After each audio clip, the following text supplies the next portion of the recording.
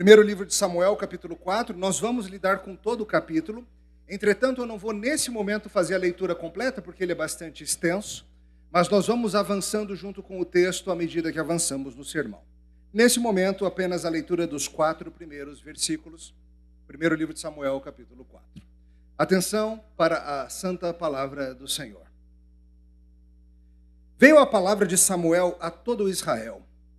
Israel saiu a peleja contra os filisteus e se acampou junto a Ebenezer. E os filisteus se acamparam junto a Afeca. Dispuseram-se os filisteus em ordem de batalha para sair de encontro a Israel. E travada a peleja, Israel foi derrotado pelos filisteus. E estes mataram no campo aberto cerca de 4.000 homens. Voltando o povo ao arraial, disseram os anciãos de Israel: por que nos feriu o Senhor hoje diante dos filisteus? Tragamos de Siló a arca da aliança do Senhor, para que venha no meio de nós e nos livre das mãos dos nossos inimigos. Mandou, pois, o povo trazer de Siló a arca do Senhor dos exércitos, entronizado entre os querubins. E os 2 filhos de Eli, Hofni e Finéias, estavam ali, com a arca da aliança de Deus. Até aqui a palavra do Senhor, vamos orar de novo. Senhor, nós pedimos que, ao considerarmos este capítulo da Tua Sagrada Escritura, o Senhor nos oriente e seja conosco, em nome de Jesus. Amém. Na vida há algumas situações que você acha que pode manipular forças tremendas, mas elas podem se voltar contra você em enorme violência. A força que você acha que pode manipular é capaz de facilmente te fazer sangrar.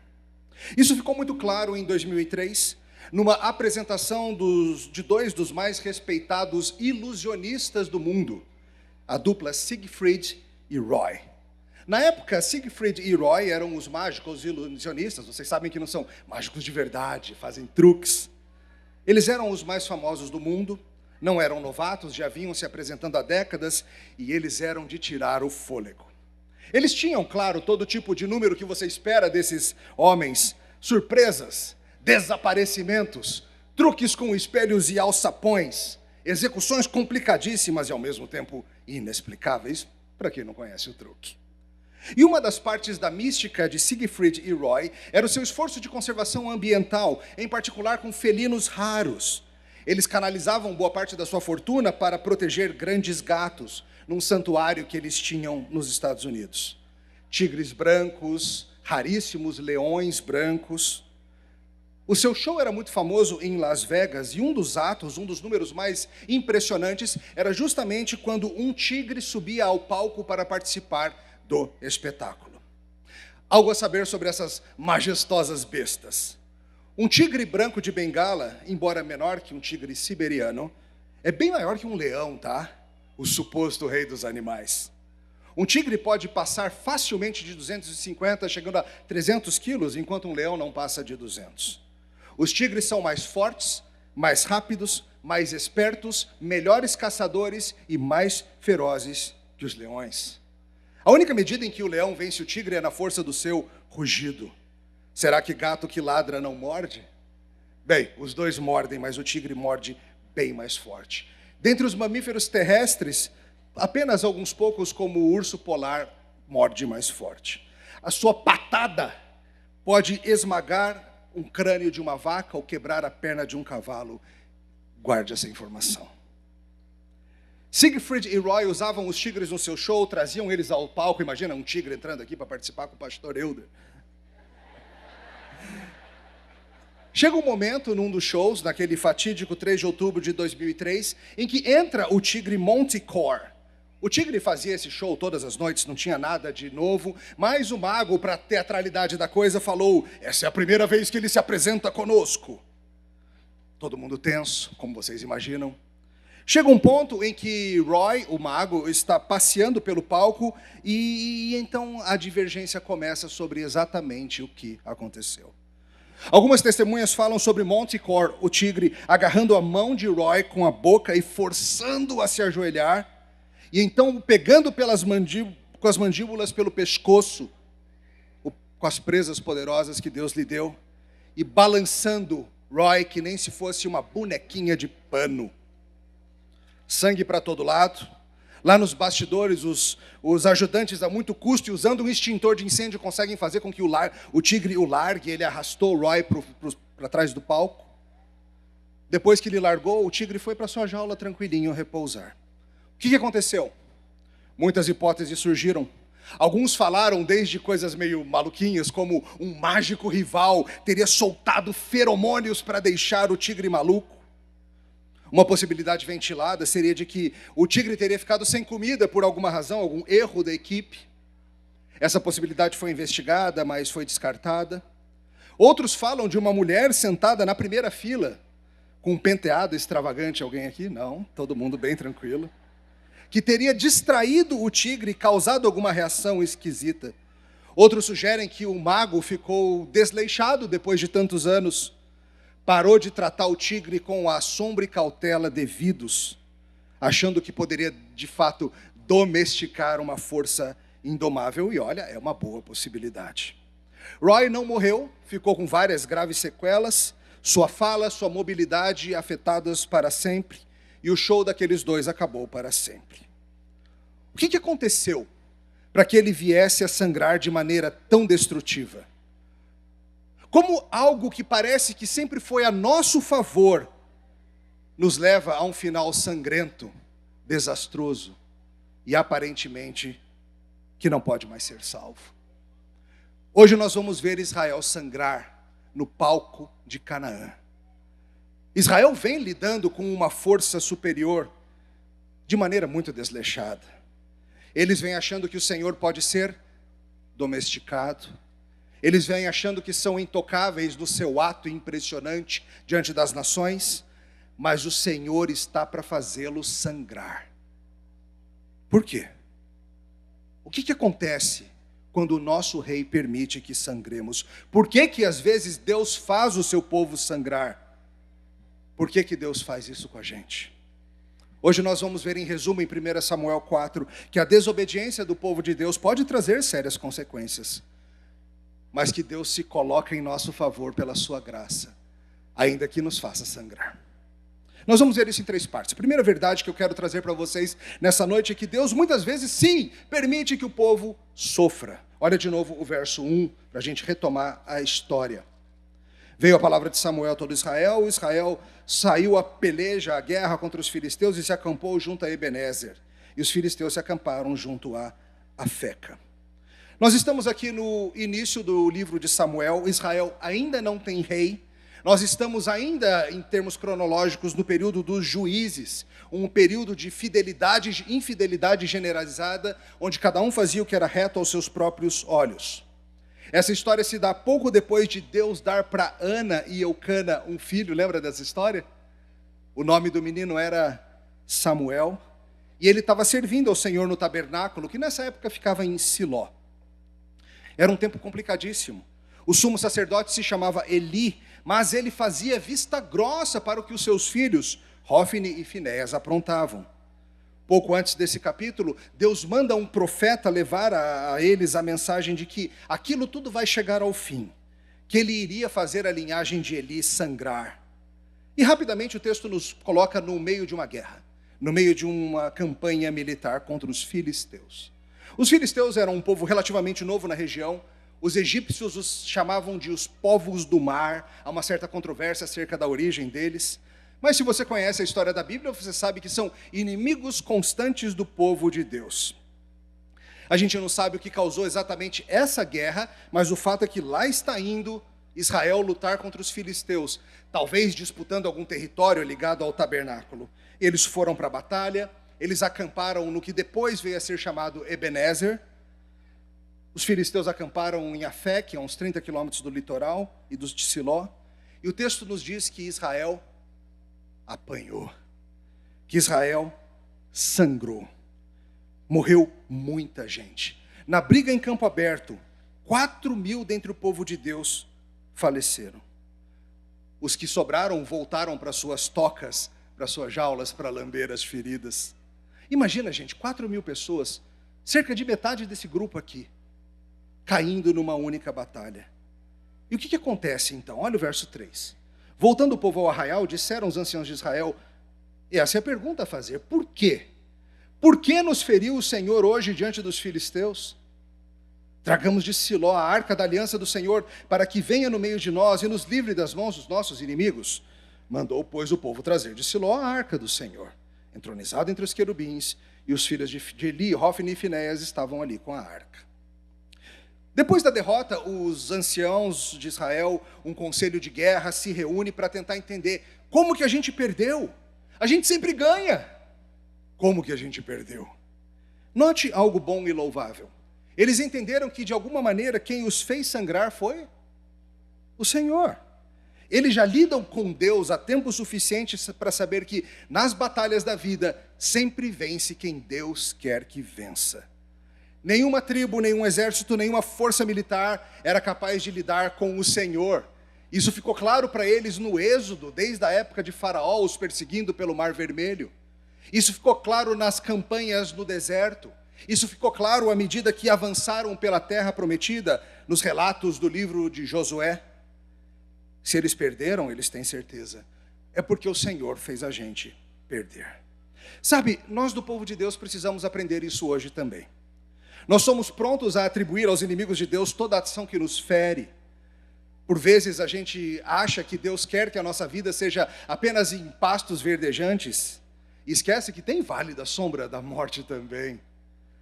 Sejam os governos hostis, sejam os islâmicos, sejam os secularistas, seja o diabo e suas hostes. Sim, eles querem o nosso mal, querem nossa destruição, mas a Bíblia nos ensina a realidade de um Deus soberano, que não deixa de ser soberano quando há um ataque contra o povo dele. Em última instância, é sempre o Senhor que permite que a gente sangre. As razões pelas quais ele faz isso são várias. Nunca sejamos simplistas. Nem todas as estéreis assim o são para que Deus traga um Samuel. Nem todos os cegos assim o são para que encontrem Jesus e sejam milagrosamente curados. E sabe, talvez muitas das razões pelas quais nós sangramos individualmente, coletivamente, a gente nunca vai ficar nem sabendo. Às vezes a gente tem essa ideia, né, de quando a gente passa por algo muito difícil, alguém consola a gente dizendo assim, não, um dia você vai entender. Mas Deus não promete isso. Jó, por exemplo, nunca entendeu. Jó não leu o começo do livro de Jó. Ele não sabe por que aquilo tudo aconteceu. Mas Jó sabia, veio da mão do Senhor. E o Senhor me ama. E se Ele está me deixando sangrar, alguma boa razão Ele tem. Deus nunca está alheio. Ele não desapareceu do palco num passe de mágica. Ou por uma cortina de fumaça ou um alçapão escondido. Queridos, esse entendimento da soberania do Senhor no sofrimento é vital para a gente. Nós não servimos a um Deus incapaz, nós não servimos um Deus sequestrado, um Deus desatento. Nós servimos a um Deus que sim, por vezes nos permite sangrar. Mas que insiste, que mesmo quando isso ocorre, é para o nosso bem. Bem do jeito que Ele define, tá? Não do jeito que eu acho que o bem deveria ser. O povo de Deus percebe que vem do Senhor, mas aí eles tomam uma atitude errada. Eles buscam uma solução simplista, indo numa direção que não deveriam ir. A lei do Senhor que eles tinham, por exemplo, em Levítico 26, dizia que se eles fossem desobedientes ao mandamento do Senhor, se eles andassem pelo caminho da idolatria, Levítico 26, Deuteronômio 28, traz a mesma ideia, uma das maneiras que Deus iria puni-los era por meio de fazê-los serem feridos pelos seus inimigos. A lei que Deus deu para eles habitarem na terra de Canaã dizia claramente, uma das maneiras que eu vou puni-los, se vocês forem idólatras, é dando vitórias para os inimigos militares de vocês. Ou seja, o que eles deviam ter feito? Eles deviam ter pensado no que a palavra de Deus dizia, eles deviam ter considerado que talvez eles estivessem sangrando por causa desse rumo de idolatria que nós vemos no livro de Juízes. Um povo que repetidamente provoca o Senhor a ira, servindo falsos deuses. Mas qual que foi na cabeça deles o problema? Por que eles perderam? Faltou a arca. Perdemos porque esquecemos do nosso amuleto. Que arca é essa mesmo? Essa é a arca da aliança. Aquela que foi projetada por Deus e indicada a Moisés lá no Monte Sinai. Construída por Bezalel, feita de madeira e ouro, uma caixa relativamente pequena. onde eram guardadas as próprias tábuas da lei escritas com o dedo do Senhor. Essa linda arca ficava na parte mais inacessível do tabernáculo, o Santo dos Santos. Ela simbolizava o quê? Que Deus era com eles, que Deus estava com eles em pacto, que Deus trazia sua lei para o seu povo, mas que o acesso a Deus era limitado, protegido, no caso, por estátuas de anjos, querubins, simbolicamente lembrando que a gente não pode ir chegando na presença de Deus, a gente precisa de sangue em nosso favor. Por isso que os sacrifícios eram feitos, sangue era jogado sobre aquela arca, e Deus falava com eles a partir dali. E aí eles acham, faltou foi a arca. Por que eles estão achando isso, hein? Talvez eles tenham se lembrado da histórica vitória em Jericó, quando eles marcharam em torno da cidade algumas vezes, levando a arca e a muralha caiu. E alguém tem a ideia, foi a arca que faltou, pega lá. E como você vai ver já já, quando eles trazem, todo mundo fica tão feliz achando que é isso. Perceba que o que parece que está acontecendo aqui é o seguinte, é uma tentativa de forçar a mão de Deus. Se a gente levar a arca e a gente perder, aí quem perdeu foi ele. Aí a desonra vai ser dele, porque a arca significa Deus junto com a gente. Uma espécie de estratégia de pressão. Às vezes a gente faz isso também, tá?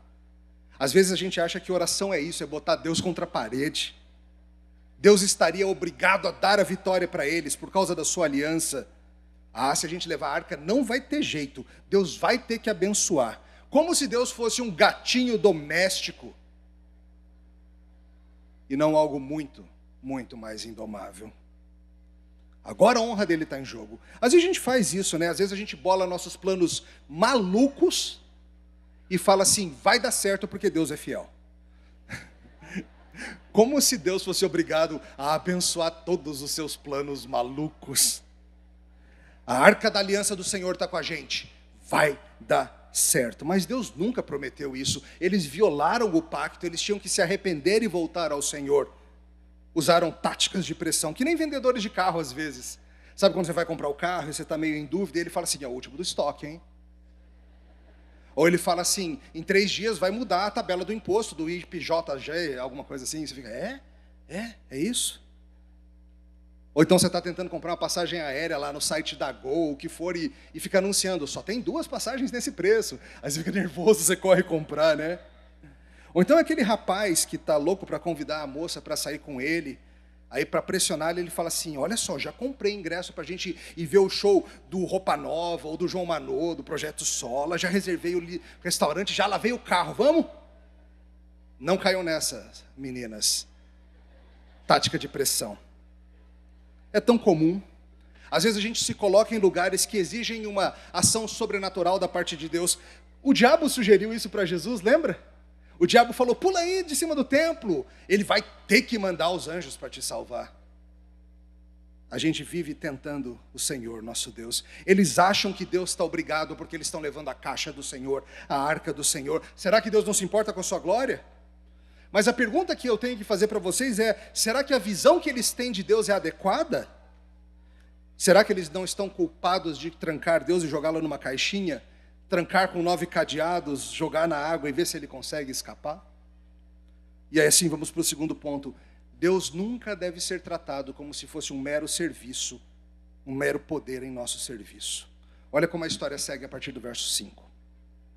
Sucedeu que, vindo a arca da aliança do Senhor ao arraial, rompeu todo Israel em grandes brados e ressoou a terra.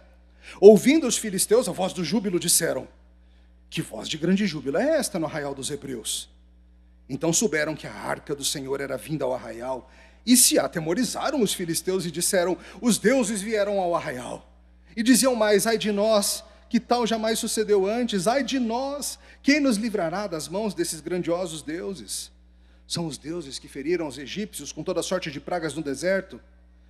Sede fortes, filisteus, portai-vos varonilmente, para que não venhais a ser escravos dos hebreus, como eles serviram a vós outros. Portai-vos varonilmente, se portem como homens, e lutem. Então pelejaram os filisteus, e o resultado? Israel foi derrotado. E cada um fugiu para sua tenda, e foi grande a derrota, pois foram mortos de Israel 30.000 homens de pé. E que mais? Foi tomada a arca de Deus. E mais? E foram mortos os 2 filhos de Eli, Hofni e Finéias. Israel tinha, no final das contas, uma visão supersticiosa de Deus. Eles sabem que Deus é poderoso, mas eles não entendem que no poder do Senhor, os grandes objetivos dele são acerca muito mais de nossa santidade e amor para com ele, do que para que tenhamos vitóriazinhas em cada situação. Seria péssimo para Israel se eles vencessem essa batalha com essas ideias idólatras deles. Seria péssimo para Israel se esses líderes perversos aqui mantivessem o poder porque ganharam o dia. Note, Israel tem certeza que agora vai. Claro que triunfaremos, Deus é conosco. E eles fazem tanto barulho porque a arca chegou, que até os filisteus ficaram preocupados, vocês viram? Que barulho é esse? Por que Israel está feliz assim? Eles acabaram de perder. Alguém traz a notícia, a arca chegou. E eles mesmos ficam preocupados, né? Eles sabem das histórias da vitória sobre o Egito, eles sabem das histórias. E é interessante que o texto até coloca os próprios filisteus numa boa luz, humanamente falando. Eles olham e eles pensam, a gente vai perder, a arca está com eles, mas vamos lá, gente. Vamos lutar que nem homem. Coragem. Vamos em frente. Está todo mundo entendendo errado como a história vai acontecer. Eles pensam que a arca é um amuleto que obriga Deus a agir. Eles acham que Deus é uma força a ser dominada com magia por causa das suas superstições.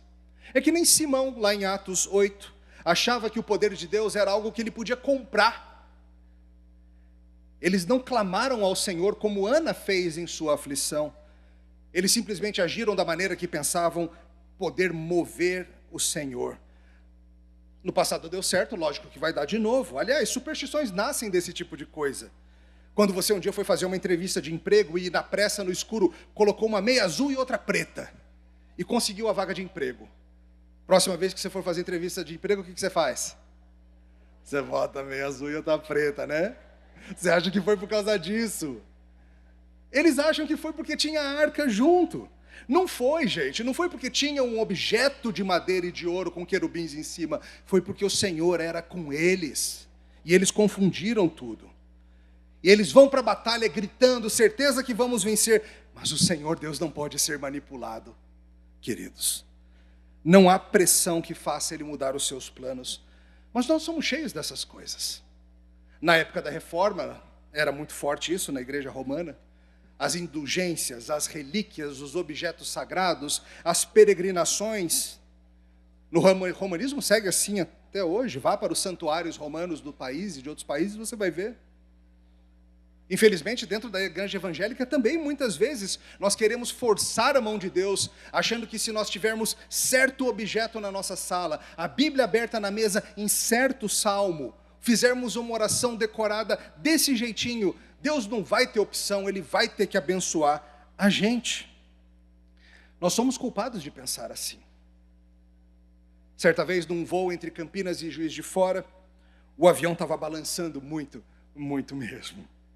Uma senhora sentada ao meu lado, a gente estava conversando, e ela já tinha descoberto que eu sou pastor, e aí começou a balançar para valer. Sabe o que ela disse? Ufa, ainda bem que tem pastor no avião.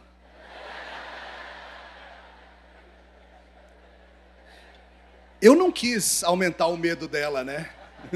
Mas não é por isso que não vai cair não, irmã.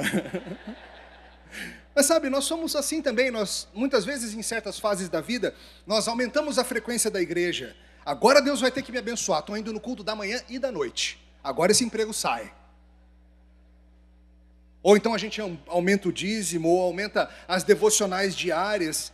E veja, a gente pode pegar coisas boas como frequência à igreja, devocional, dízimo, e usar isso com os objetivos errados.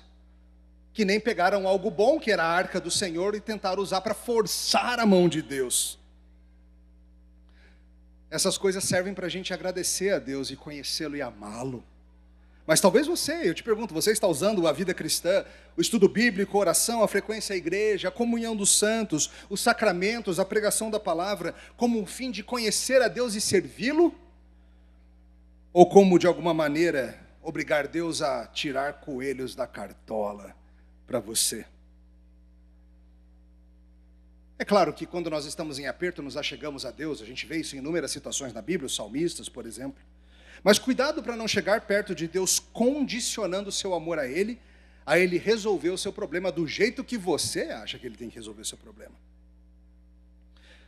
Nossa vida seria mais fácil, né, se a gente tivesse um pouquinho de mágica, se a gente pudesse controlar Deus e Ele resolver nossos probleminhas, se tivesse uma garantia de que quem tem o adesivo da igreja, da logomarca da igreja no carro, sempre acha vaga no estacionamento.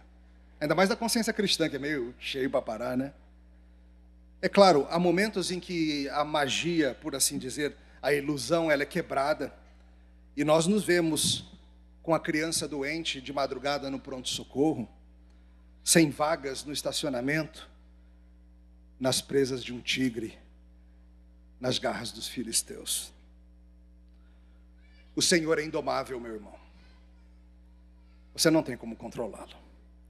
Os filisteus e os judeus estavam com a mesma visão pagã acerca de quem é o Senhor. E eles vão para a batalha e veja, o texto nos disse quem que está liderando isso tudo? 2 homens chamados Hofni e Finéias. Lembram deles? Eles eram os filhos do sacerdote Eli, mas eles eram homens de Belial, eles eram homens perversos. Eles extorquiam o povo, pegando parte das ofertas para eles. Eles ameaçavam o povo, dizendo que quem não topasse o esqueminha de corrupção deles ia apanhar. Eles seduziam as mulheres, usando da sua posição de liderança. Só que o Senhor vinha avisando, Ele avisou. Ana, no seu cântico, disse que o Senhor derruba os arrogantes. Os profetas avisaram que Hofni e Finéias iriam morrer no mesmo dia. Lembra daquela famosa batalha em que Israel perde contra Ai por causa de um pecado de um homem chamado Acã? Lembra dessa história? Aqui não é diferente. A diferença é que Acã está levando a arca. Às vezes a gente vê uma pessoa indo com a certeza de que ela vai se dar bem, e quem está olhando fala, isso não vai acabar bem. Aquele rapaz que está indo pedir a moça em namoro e todo mundo sabe que ela só o vê como um amigo. Mas ele vai. Ou o Flamengo, certo de que vai chegar a hora do Real Madrid, né? Só que quem não chega é o Flamengo. Israel está contando com a vitória. Israel tem certeza, cheirinho de vitória. Eles confiam nos louros passados. Eles acham que basta repetir os passos de sempre e Deus vai ter obrigação de amá-los e cuidar deles. E mais uma vez, o que acontece, diz o texto, eles são surrados. E dessa vez, gente, é 10 vezes pior. Apenas em termos de perda humana, se foram quantos mil mortos na primeira vez? 4, agora são 30. Pensa no dobro disso aqui, desse público todo. É muita família sem pai. São muitos pais e mães sem filho. São muitas noivas que ficaram por casar. São muitas crianças que nunca mais viram papai. E Deus com isso. Vamos ao nosso último ponto. Deus usa mesmo as nossas tragédias para os seus planos redentivos. Olha como a história segue a partir do verso 8. Novamente o verso 11, perdão. Foi tomada a arca de Deus e mortos os 2 filhos de Eli, Hofni e Finéias. Então correu um homem de Benjamim, saindo das fileiras, e no mesmo dia chegou a Siló. Trazia rasgadas as vestes e terra sobre a cabeça. Quando chegou, Eli estava sentado numa cadeira ao pé do caminho, olhando como quem espera, porque o seu coração estava tremendo pela arca de Deus. Depois de entrar o homem na cidade e dar as novas, toda a cidade prorrompeu em gritos. E Eli, ouvindo os gritos, perguntou, que alvoroço é esse? Então se apressou o homem e vindo deu as notícias a Eli. Era Eli da idade de 98 anos, os seus olhos tinham cegado, já não podia ver. E disse o homem a Eli, eu sou o que saí das fileiras e delas fugi hoje mesmo. Perguntou-lhe Eli, que sucedeu, meu filho? Então respondeu o que trazia as novas e disse, Israel fugiu de diante dos filisteus, houve grande morticínio entre o povo e também teus 2 filhos, Hofni e Finéias, foram mortos. e a arca de Deus foi tomada. Ao fazer ele menção da arca de Deus, caiu ele da cadeira para trás, junto ao portão, e quebrou-se-lhe o pescoço e morreu. Porque era já homem velho, pesado, ele havia julgado a Israel 40 anos. Paremos aqui.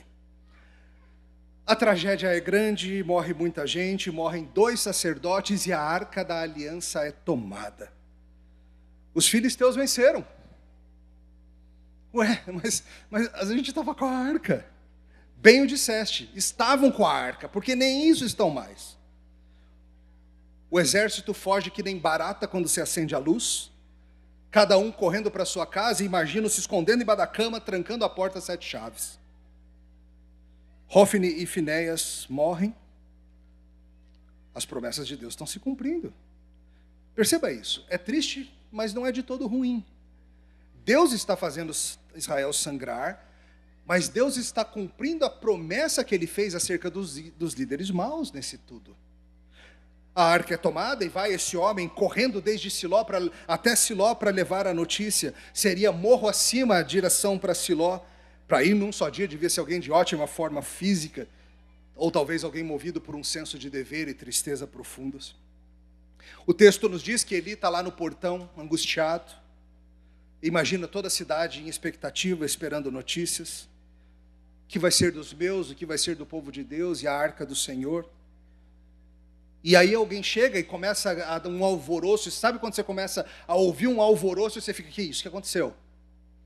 Ou então entra o plantão de notícias da Rede Globo no meio da programação, né? Você já fica nervoso, não fica? Ou então quando toca um telefone no meio da noite, você já atendeu ligação no meio da noite? Você sabe, né? Você sabe que é algo que você não vai querer ouvir. Ele está ali, na cidade, esperando, e vem um homem surrado e maltrapilho. A cidade toda começa a gritar, porque certamente é algo ruim. Eli tem 98 anos, um senhor de idade avançada, já cego, tremendo por causa da arca. Talvez com medo de que algo acontecesse, ele pelo jeito não compartilha da esperança que todo Israel estava. Talvez se lembrando das profecias feitas contra seus filhos, tenha pensado, quem sabe é hoje o dia do julgamento. Eli havia nessa altura julgado Israel por 40 anos, não foi de todo mal, dificilmente alguém é. Mas ele honrou mais a seus filhos do que o Senhor. Ele permitiu que eles seguissem desonrando o Senhor, e ele viveu debaixo daquela sombra. Ele sabia que uma hora o Senhor iria fazer os seus filhos sangrarem. E ele pergunta para o mensageiro, o que aconteceu, meu filho? Ele diz de um jeito bem diretão, eu não sei se esse é o melhor jeito de dar notícias, mas enfim, ele solta tudo. Ele diz, é pior do que você pensa, Eli. Israel fugiu, Eli, de tão grande surra que levamos, de tão grande massacre que foi, e os teus filhos, Eli, carne da tua carne, eles estão entre os mortos. E a arca do Senhor, Eli, a arca do Senhor se foi. Ele não aguenta, ele cai para trás diante dessa notícia, já muito pesado e frágil, ele quebra o pescoço e ele morre. O juiz dos últimos 40 anos. Imagina o povo na cidade. Não é possível. Nessa hora de crise ainda vamos ficar sem a liderança que a gente tinha, a única liderança? 40 anos, gente. Muitos adultos nasceram e viveram suas vidas inteiras debaixo da liderança espiritual de Eli. A coisa só piora. Israel está sangrando no palco. Israel foi pego pelo pescoço. Mas eu te pergunto, Deus está sendo infiel? Claro que não. Ele está cumprindo o que ele falou que faria, e seu pacto envolvia promessas e ameaças, bênçãos e maldições, e acima de tudo a promessa de que ele cuidaria do seu povo, para o bem do seu povo, mesmo que isso doesse. Essas notícias devastadoras apontam para a morte, mas apontam também para boas notícias, e a gente já vai falar disso. E é muito interessante porque agora entra uma mulher com um entendimento muito interessante do que se passa, é o final da nossa história, a partir do verso 19. Acompanhe no seu texto.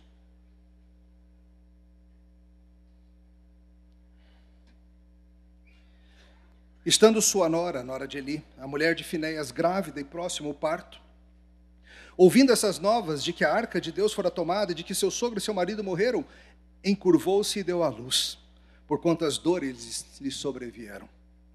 E ao expirar, disseram as mulheres que a assistiam: não temas, tiveste um menino, tiveste um filho. Ela, porém, não respondeu, nem fez caso disso. Mas chamou o menino de Icabô, ou Icabod, dizendo: foi-se a glória de Israel. Isso ela disse porque a arca de Deus fora tomada, e por causa do seu sogro e de seu marido. E falou mais: foi-se a glória de Israel, pois foi tomada a arca. Parece que está tudo perdido, é o que essa moça conclui. Foi-se a glória de Israel. Chega na mulher de Finéias a notícia, agora adicionada, da morte do sogro. Ela estava grávida, chega a notícia de que morreu o marido, que não morreu o sogro, morreram 30 mil e a arca foi tomada. Ela está grávida, ela estava passando por tudo que vocês mulheres grávidas passam. Mas que tristeza, o seu coração se despedaça. Ela entra em trabalho de parto, as mulheres a auxiliam. E ela, que por certo passou meses sonhando como seria o seu filho, como seria o narizinho, se seria menino ou menina, não tinha chá de revelação naquela época. Agora ele nasce e ela nem se importa. Pelo contrário, ela morre no parto de tanta tristeza. Mas antes de morrer, ela dá um nome para o menino. E que nome triste, né? Não é Finéias Júnior, não é Benjamim, não é Josué, não é Moisés, não é Davi, não é Jacó. Icabod. O significado vindo do hebraico é sem glória, não glória, acabou-se a glória. Porque a arca se foi, quem vai querer viver num mundo como esse, se a própria glória desse povo se foi? O cântico de Ana, lá do início do livro, se prova verdadeiro. Deus despedaça o arco do guerreiro, Deus humilha os arrogantes. A profecia de um homem que veio e não sabemos o nome dele se prova verdadeira. Os sacerdotes morrem. Foi-se a glória de Israel. Acabou-se tudo. Ou será que Deus tem uma carta na manga? Mais uma vez eles estão reduzindo Deus, ela também. Parece que o nome do Senhor está sendo desonrado nisso, não está? Não parece que o nome dele está sendo jogado na lama? Não consegue nem vencer uma batalha? É o contrário. O Senhor está desvencilhando o seu nome de Eli, de Finéias, de Hófni e de uma multidão de manipuladores que não o amam de verdade, apenas dizem ser seu povo. O Senhor cuida do seu nome e da sua glória, tenha certeza disso. Você acha que essa arca vai voltar? Está tudo perdido. Depois leia os próximos capítulos e veja se Deus precisa de ajuda para recuperar a sua arca. A glória do Senhor não pode ser roubada. Mas eu quero que você note uma boa notícia aqui. O pacto do Senhor, Deuteronômio 28 e outras passagens, prometiam que se o povo fosse infiel, o povo seria levado ao exílio. Lá para frente isso acontece em Babilônia. Mas aqui algo um tanto estranho acontece. Israel se rebela, Israel é idólatra e mal perante o Senhor, Israel sangra. Mas quem que é levado em exílio? O Senhor, simbolicamente falando. Quem vai morar fora da terra prometida aqui não é o povo de Israel, é a arca de Deus. Quem é colocado para fora do arraial não é o povo, é o Senhor. Deus está mostrando aqui que há disposição da parte dele, em ele mesmo, passar pelas vergonhas, dores e exclusões em lugar do seu povo. Isso te soa familiar? Será que em algum dia futuro, quando novamente o povo precisar, Deus estará disposto a Ele mesmo sofrer a exclusão, ser tirado do arraial e sofrer Ele pelo pecado dos outros? Será que Ele terá condições de vencer sozinho, quando parece que tudo se perdeu? Quando parece que nenhum dos seguidores é capaz de ajudá-lo? Isso te soa familiar? Veja, era o Senhor quem estava por trás desse plano. Assim como era o Senhor que estava por trás de quando Jerusalém foi destruída por Babilônia ou por Roma no ano 70, e foi o Senhor que estava por trás dos planos quando o templo encarnado, o tabernáculo de carne, o Senhor Jesus Cristo foi morto. Quando Deus, de uma vez por todas, fora do arraial, levou sobre si a maldição da culpa do seu povo, o seu povo idólatra, o seu povo rebelde e morreu em nosso lugar. A história termina, o capítulo termina numa nota terrível, sim, mas perceba os sinais de que talvez algo esteja para acontecer. Eli morreu, mas agora nós temos Samuel e ele é outro homem. Os sacerdotes perversos morreram. A arca se foi, mas sei lá, talvez Deus tenha um plano com isso. O Senhor está fazendo o seu povo sangrar, mas sabe, muitas vezes isso é para o nosso próprio bem. Nós sempre estamos seguros do jeito que Ele deseja que estejamos. Da nossa perspectiva tão limitada e tão pequenininha, a gente só vê um dia depois do outro, mas o Senhor está vendo o plano. O Senhor sabe o que Ele vai fazer lá na frente. Assim como a derrota foi pela mão do Senhor, não dos filisteus, a cruz foi, em última instância, um ato de Deus, não dos romanos. Um plano feito antes do mundo ser mundo, antes do haja luz. Ele sabe o que faz.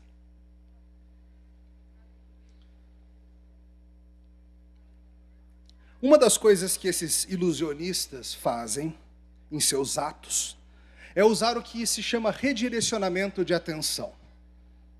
Eles atraem a sua atenção aqui, enquanto isso pegam sua carteira ali. Tenho que confessar que talvez eu tenha feito um pouquinho disso com vocês.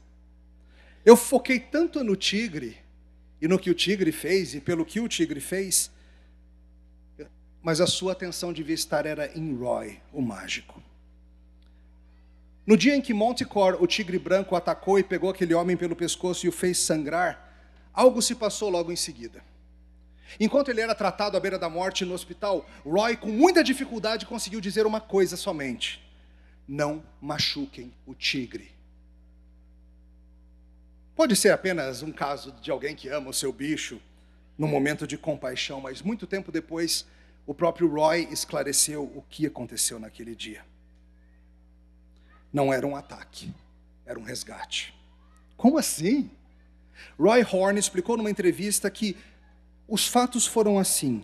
Ele teve um derrame cerebral e começou a cair.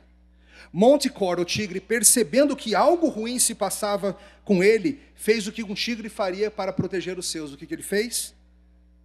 Pegou pelo cangote e levou para longe, que é o que ele faria com um filhote seu. Obviamente, a pele de um pescoço humano é bem mais fina do que de um tigre, então foi o suficiente para ele sangrar. Mas, diz Roy, o sangramento no pescoço aliviou a pressão arterial de tal maneira que o derrame não foi fatal. Houve sofrimento, houve sangue, mas em última instância não houve morte, porque não era um ataque, era um resgate. Claro, o tigre não entendia tudo isso. Mas quando Deus nos faz sangrar, se somos seu povo, nunca é um ataque. Sempre é um resgate.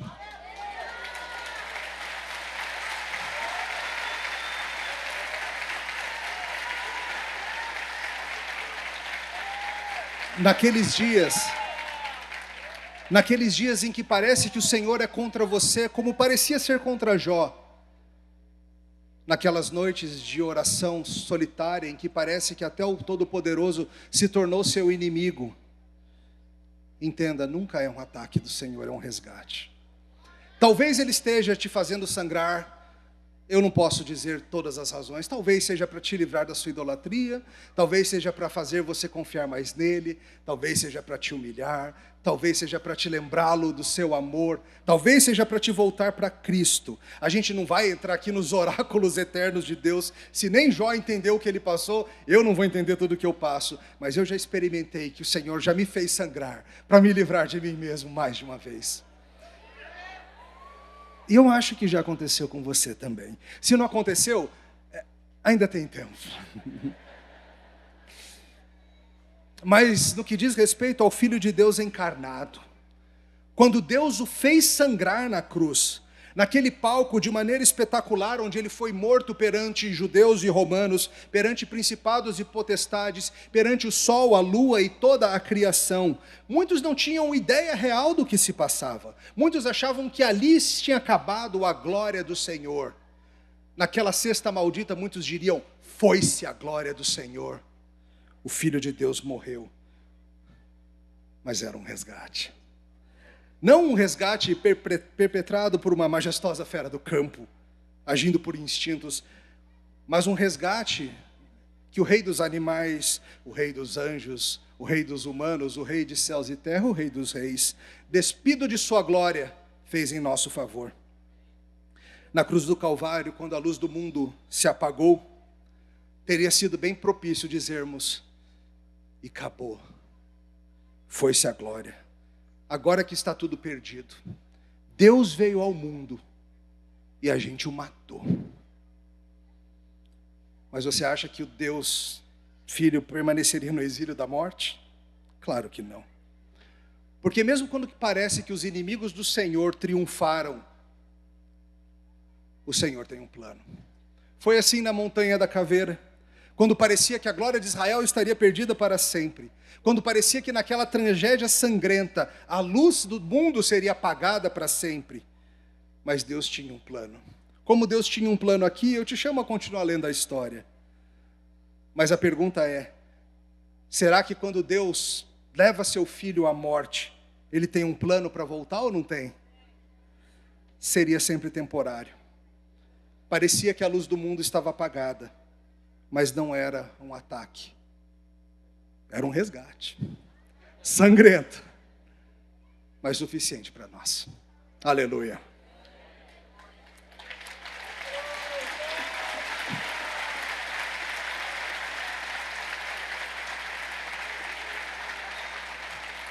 Vamos orar? Ah, Senhor, nós como teu povo temos sangrado tanto.